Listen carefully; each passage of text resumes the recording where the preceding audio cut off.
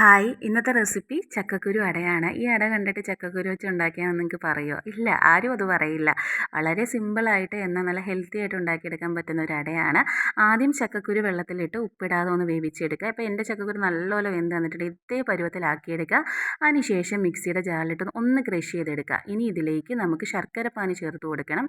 ഞാനിവിടെ അരക്കപ്പ് ശർക്കരയ്ക്കകത്ത് 1/4 കപ്പ് വെള്ളവും കൂടെ ഒഴിച്ച് പാനിയാക്കി അരിച്ചെടുത്തിട്ടുള്ളതാണ്. അപ്പോൾ ഇത് മുഴുവൻ ഇതിലേക്ക് ഒഴിച്ചു കൊടുത്ത് നല്ലതുപോലെ ചക്കക്കുരു പേസ്റ്റ് പോലെ അരച്ചെടുക്കണം. അപ്പോൾ പേസ്റ്റ് പോലെ അരച്ചെടുത്തിട്ട് ഒരു പാത്രത്തിലോട്ട് മാറ്റുക. ഇനി ഞാനിവിടെ മീഡിയം മധുരത്തിലാണ് കേട്ടോ ശർക്കര എടുത്തേക്കുന്നത്. ഇതിലും മധുരം കൂടണമെന്ന് ഉള്ളവരാണെങ്കിൽ കുറച്ചും കൂടെ ശർക്കര എടുക്കുക. ഇനി അതിലേക്ക് 1 കപ്പ് തേങ്ങ ചിരകിയത് ഇട്ട് കൊടുക്കുന്നുണ്ട്. ഒരു 1/2 ടീസ്പൂൺ ചുക്ക് പൊടിയും കൂടി ഇട്ട് കൊടുക്കുക. അതും കൂടെ എല്ലാം കൂടെ ഒന്ന് മിക്സ് ചെയ്തതിന് ശേഷം നമ്മൾ 3 വലിയ ടേബിൾ സ്പൂൺ അരിപ്പൊടി, 1/4 ടീസ്പൂൺ ഉപ്പും കൂടി ഇട്ട് കൊടുക്കുന്നുണ്ട്. മധുരം ഒന്ന് ബാലൻസ് ചെയ്യാൻ വേണ്ടിയാണ്. അപ്പോൾ ഇങ്ങനെ നമ്മൾ അടയ്ക്കൊക്കെ കുഴച്ചെടുക്കുന്ന പോലെ ആ ഒരു പരുവത്തിൽ കുഴച്ചെടുക്കുക.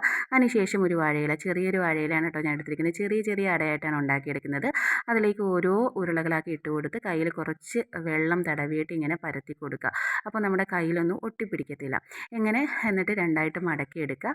മടക്കിയെടുത്തതിന് ശേഷം ഇഡ്ഡലി കുട്ടത്തിലാണ് വെച്ച് വേവിക്കുന്നത്. സ്റ്റീം ചെയ്തെടുക്കുകയാണ് കേട്ടോ, ആവിയിലിട്ട് വേവിച്ചെടുക്കുകയാണ്.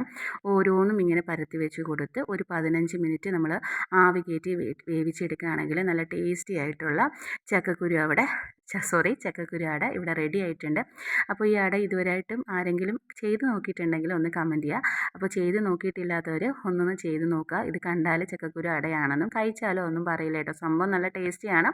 മധുരം മീഡിയം ആണ്. മധുരം കൂടുതൽ വേണമെങ്കിൽ കുറച്ചും കൂടെ ശർക്കര ചേർക്കണം കേട്ടോ. അപ്പോൾ ഇവിടെ മീഡിയം മധുരം മതി, അതുകൊണ്ടാണ് അത്രയും ചേർത്തത്. അപ്പോൾ ഇത് ഞാൻ കട്ട് ചെയ്തും കൂടെ കാണിക്കാം. കണ്ടല്ലോ എത്രത്തോളം സോഫ്റ്റാണ്. അകമെല്ലാം നല്ലതുപോലെ വെന്ത് വന്നിട്ടുണ്ട്. അപ്പോൾ വീഡിയോ ഇഷ്ടപ്പെട്ടാൽ എന്താ ചെയ്യുക? Like, share and subscribe.